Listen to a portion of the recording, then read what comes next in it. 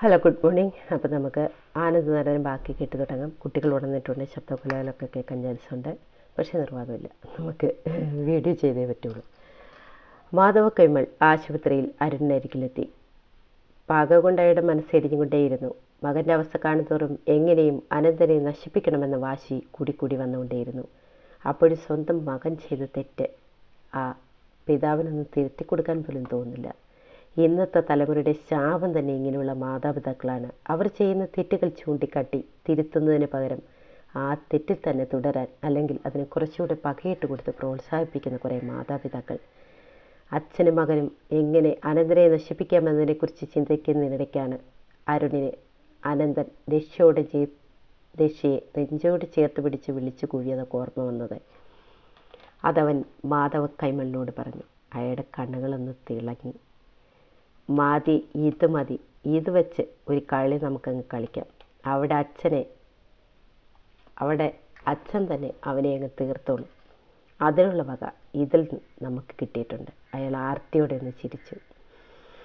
ആ ആർത്തി ചിരിയിൽ ഇരയെ തൻ്റെ കയ്യിൽ കിട്ടിയ സിംഹത്തെപ്പോലെയായിരുന്നു. മറ്റൊരിടത്ത് ഗോപൻ അനന്തൻ്റെ അന്ന് തടിയോടെ അവൻ നന്നായോ എന്ന് ചോദിച്ചാൽ നന്നായില്ല എന്ന് മാത്രമല്ല, അവൻ്റെ ഉള്ളിലും അനന്തനോടുള്ള പക എരിഞ്ഞുകൊണ്ടേയിരുന്നു. എങ്ങനെയും അനന്തനെ നശിപ്പിക്കണം. അതിനേത് വൃത്തികെട്ട കളി കളിക്കാനും ഗോപൻ തയ്യാറായിരുന്നു. അതിനൊരവസരം കാത്ത് പകമൂത്ത സർപ്പമായിട്ട് അവനും കാത്തിരുന്നു. അവൻ്റെ ഉള്ളിലും ഒറ്റക്കാര്യം മാത്രമേ ഉള്ളൂ: അനന്തനെ നശിപ്പിക്കുക, അതിനൊരു വഴി തെളിഞ്ഞു കിട്ടുക. അനന്തൻ അന്നത്തെ മീനൂട്ടിയുമായുള്ള സംസാരം കഴിഞ്ഞതിന് ശേഷം ഒരുപാട് ആലോചിച്ചു. തനിക്ക് പെട്ടെന്നെങ്കിലും സംഭവിച്ചു പോയാൽ തൻ്റെ മീനൂട്ടിയും അമ്മയും അനാഥരാകും. അങ്ങനെ ഒരിക്കലും സംഭവിക്കരുത്. അതിന് എത്രയും പെട്ടെന്ന് മീനൂട്ടിയുടെ കല്യാണം നടത്തണം. യോഗ്യനായ ഒരാളെ കൊണ്ട് അവളെ കെട്ടിക്കണം. അവൻ എൻ്റെ അമ്മയെ കൂടി സ്വന്തമെന്ന് കരുതി സ്നേഹിക്കുന്നവനായിരിക്കണം. അതിന് ആദ്യം വേണ്ടത് പണമാണ്. അച്ഛൻ്റെ ഓഹരിയായി കിട്ടിയ കുറേ വസ്തു കിടപ്പുണ്ട്. പക്ഷേ അത് അമ്പലത്തിൻ്റെ തൊട്ടരികിലായതുകൊണ്ട് പുറത്തുനിന്ന് ആരും വാങ്ങില്ല. അന്ന് അമ്പലം കമ്മിറ്റിക്കാർ അത് വേണമെന്ന് ആവശ്യപ്പെട്ടതാണ്.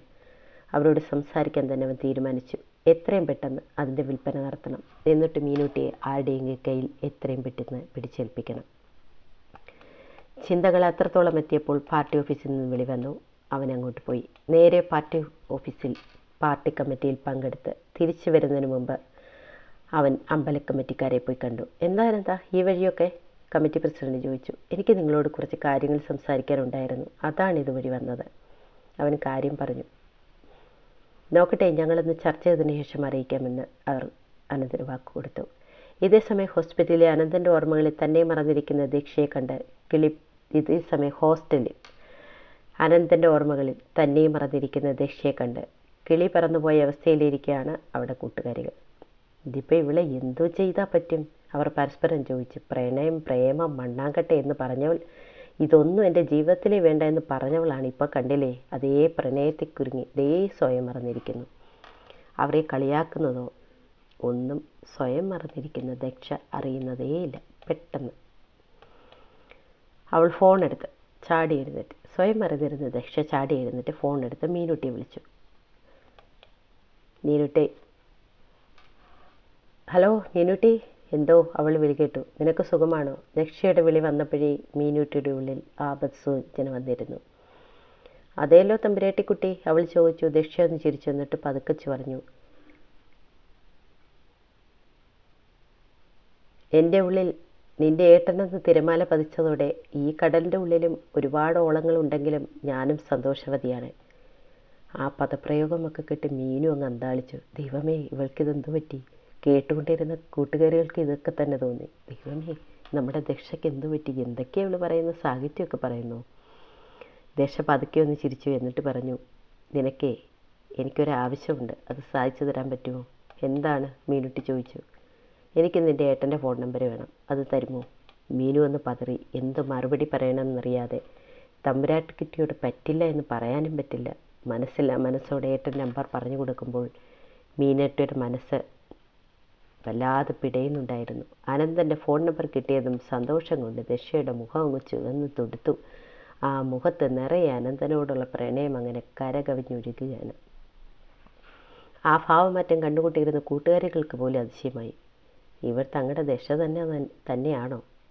അവൾ ഇത്രയധികം അനന്തനെ സ്നേഹിക്കുന്നു. അവർക്ക് ഈ ബന്ധം അവിടെ അച്ഛൻ അംഗീകരിക്കുമെന്ന കാര്യത്തിൽ നല്ല പേടിയുണ്ട്.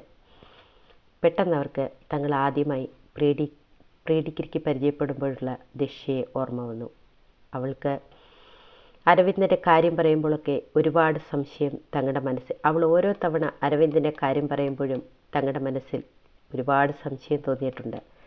ഒരു കുടുംബം ഒറ്റ രാത്രി കൊണ്ട് അവിടം വിട്ടു പോവുക, അതിലെന്തോ പന്തികേടില്ലേ?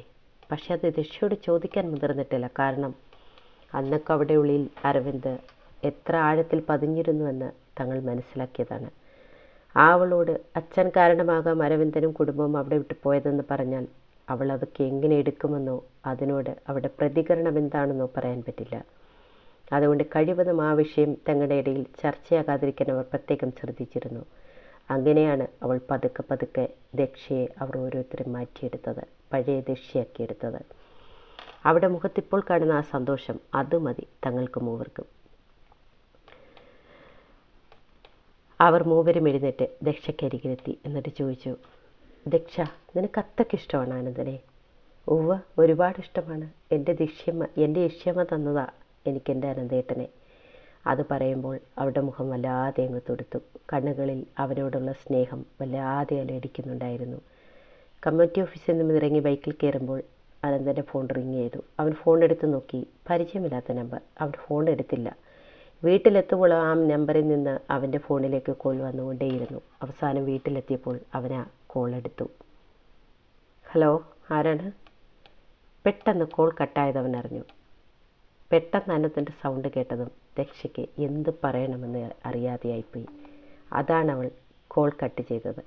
അനന്തൻ ഫോണിലേക്കൊന്ന് നോക്കി. പിന്നെ അവൻ ഫ്രഷായിട്ട് ഭക്ഷണം കഴിക്കാൻ വന്നിരുന്നു. മീനൂട്ടിയാണ് ഭക്ഷണം എടുത്തു കൊടുത്തത്. അപ്പോഴാണ് വീണ്ടും അവൻ്റെ ഫോൺ ബെല്ലടിച്ചത്. മോളെ, നീ പോയി ഫോൺ എടുത്തുകൊണ്ട് വന്നേ, അവൻ മീനൂട്ടിയോട് പറഞ്ഞു. സ്ക്രീനിൽ തെളിഞ്ഞ നമ്പർ കണ്ടതും മീനൂട്ടി എന്ത് ചെയ്യണമെന്നറിയാതെ വല്ലാത്ത നിശ്ചയത്തെയായിപ്പോയി. കാരണം ആ നമ്പർ അവൾക്കറിയാം, അത് ദക്ഷയായിരുന്നു. ആരാ മോളെ? അനന്തൻ്റെ ചോദ്യത്തിന് മറുപടി പറയാതെ അവൾ ഫോൺ അവൻ്റെ കയ്യിൽ തന്നെ കൊണ്ടുവന്ന് കൊടുത്തു. അനന്തൻ ഫോൺ എടുത്ത് വീണ്ടും പഴയത് ആവർത്തിക്കപ്പെട്ടു. അനന്തന് ശരിക്കും ദേഷ്യം വന്നു. അവൻ ആ നമ്പറിലേക്ക് തിരിച്ചു വിളിച്ചു. ആരേത്? നിങ്ങൾക്ക് എന്താ വേണ്ടത്? അവൾ ദേഷ്യത്തോട് ചോദിച്ചു. പെട്ടെന്നുള്ള ചോദ്യത്തിൽ അപ്പുറത്ത് നിശബ്ദത വന്നെങ്കിലും ഉടനെ വന്ന് മറുപടി. ഞാൻ ദക്ഷ രുദ്രവീണ. ഓ, വരവ് വെച്ചു. അതിന് ഞാനിപ്പോൾ എന്തു വേണം? ആ മറുപടി അവൻ മനഃപൂർവ്വം പറഞ്ഞതാണ്. എന്നിട്ട് മീനൂട്ടി മുഖമുയർത്തി നോക്കി ഒരുപാട് ദേഷ്യത്തോടെ. ഇവൾക്ക് തൻ്റെ ഫോൺ നമ്പർ എവിടെ നിന്ന് കിട്ടി? മീനൂട്ടി ഏട്ടൻ്റെ നോട്ടം കണ്ടതേ വിരണ്ടു. ദക്ഷയ്ക്ക് എൻ്റെ ഫോൺ നമ്പർ എവിടെ നിന്ന് കിട്ടി? അത് അവൾ വെക്കി. ദേ മീനൂട്ടി, നീ ആവശ്യമില്ലാത്ത കാര്യമാണ് ചെയ്തത്. നീ തന്നെയല്ലേ അവളിൽ നിന്ന് ഞാൻ അകന്നു മാറിപ്പോകാൻ എന്നോട് ആവശ്യപ്പെട്ടത്? പിന്നെ എന്തിനാണ് ആ കുട്ടിക്ക് എൻ്റെ ഫോൺ നമ്പർ നീ കൊടുത്തത്? അവൻ്റെ ആ ചോദ്യത്തിൽ ഒന്ന് പതറി നിന്നെങ്കിലും അപ്പോൾ തന്നെ വന്ന് മറുപടി. ആഹാ, എന്നിട്ടാണ് ഏട്ടൻ കോളേജിൽ എല്ലാവരുടെ മുമ്പിൽ വെച്ച് അവിടെ ഏട്ടൻ്റെ ആണെന്ന് വിളിച്ച് കൂവിയത്? മീനൂട്ടിയുടെ ആ ചോദ്യത്തിൽ പെട്ടെന്ന് അവരൊന്ന് പതറിപ്പോയി. പിന്നെ പതുക്കെ പറഞ്ഞു, അന്നേരം എനിക്ക് എന്താ പറ്റിയതെന്ന് എനിക്കറിയില്ല. പക്ഷേ പിന്നീട് ചിന്തിച്ചപ്പോൾ അതൊരു തെറ്റാണെന്ന് എനിക്ക് മനസ്സിലായി. അവൻ ഭക്ഷണം കഴിപ്പ് നിർത്തി എഴുന്നേറ്റു. അവിടെ ദൂരെ അനന്തൻ്റെ ദേഷ്യത്തോടെയുള്ള മറുപടിയിൽ കണ്ണ് രണ്ട് നിറഞ്ഞ് ചുണ്ട് വിതുമ്പി ഒരാളിരിപ്പുണ്ട്. ദക്ഷ രുദ്രവീണ എന്ന അവൻ്റെ പച്ചക്കിളി. റൂമിനത്തിൽ വാതിലടച്ച് കട്ടിലേക്ക് വീഴുമ്പോൾ അവിടെ മനസ്സ് വല്ലാതെ അസ്വസ്ഥമായി. അറിയാതെ അവിടെ മനസ്സ് അസ്വസ്ഥമായത് ഇപ്പുറത്ത് ദൂരെ അനന്തൻ തിരിച്ചറിഞ്ഞു കഴിഞ്ഞു. റൂമിലെത്തി കട്ടിലേക്ക് വീഴുമ്പോൾ അറിയാതെ അവൻ്റെ കൈ ഫോണിനെ തേടി ചെന്നു. കാരണം അവൻ ആരോട് ദേഷ്യപ്പെട്ടിട്ടുണ്ട്? ദക്ഷയോട് ദേഷ്യപ്പെട്ടിട്ടുണ്ട്. അത് അവളെ വേദനിപ്പിച്ചിട്ടുണ്ടാകുമെന്ന് അവന് നല്ലവണ്ണം അറിയാം. അവൻ്റെ മനസ്സിലേക്ക് ദക്ഷയുടെ മുഖം ഓർമ്മ വന്നു. ഇപ്പോൾ സങ്കടമായിട്ടുണ്ടാവും. ആ നിറഞ്ഞ കണ്ണുകളും വിതുമുന്ന ചുണ്ടുകളും ഓർമ്മ വന്നപ്പോൾ അവൻ്റെ മനസ്സിൽ വല്ലാത്ത വേദന തോന്നി. അവൻ പതുക്കെ ഫോണെടുത്ത് അവിടെ നമ്പറിലേക്ക് വിളിച്ചു. വല്ലാത്ത സങ്കടത്തോടെ ഇരുന്ന് ദക്ഷയ്ക്ക് ആ വിളിയത് കണ്ടതും മനസ്സൊന്ന് തുടിച്ചുണർന്നു. അവൾ ഫോണെടുത്ത് ചെവിയിലേക്ക് ചേർത്തു. ആദിത്യപുരം ഗ്രാമത്തിലെ ആൾക്കാരെ വിറപ്പിക്കുന്ന അനന്തൻ ആദ്യമായിട്ട് എന്ത് പറയണമെന്നറിയാതെ നിന്ന നിമിഷം. പിന്നെ പതുക്കെ ചോദിച്ചു, കുട്ടി എന്തിനാ എന്നെ വിളിച്ചത്? കുട്ടിയോ? ദക്ഷ കലിപ്പ് മൂടിയിട്ട് കഴിഞ്ഞു. ഞാൻ ആരുടെയും കുട്ടിയല്ല. ഞാൻ ദക്ഷ രുദ്രവീണ. അവരെ ആ മറുപടി കേട്ടപ്പോൾ ദേഷ്യം വന്നു. എന്ത് കുന്തമെങ്കിലും ആകട്ടെ, എന്നെ വിളിച്ചത് എന്തിനാണെന്ന് പറയൂ. കുന്തമോ? ഞാൻ കുന്തമൊന്നുമല്ല. വന്നു അടുത്ത മറുപടി. പിന്നെ നീ ആരാ? അവന് ദേഷ്യം വന്നു. ഞാൻ ദക്ഷ. ഓ, തമ്പരാട്ടുകുട്ടി എന്തിനാണാവോ വിളിച്ചത്?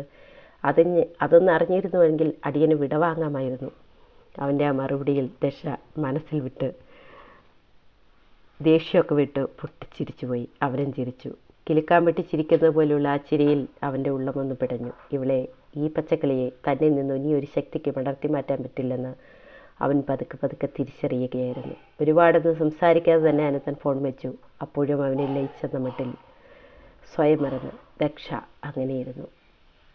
ഈ പ്രണയം എന്തായിത്തീരും നമുക്ക് കണ്ടറിയാം. ഓക്കേ.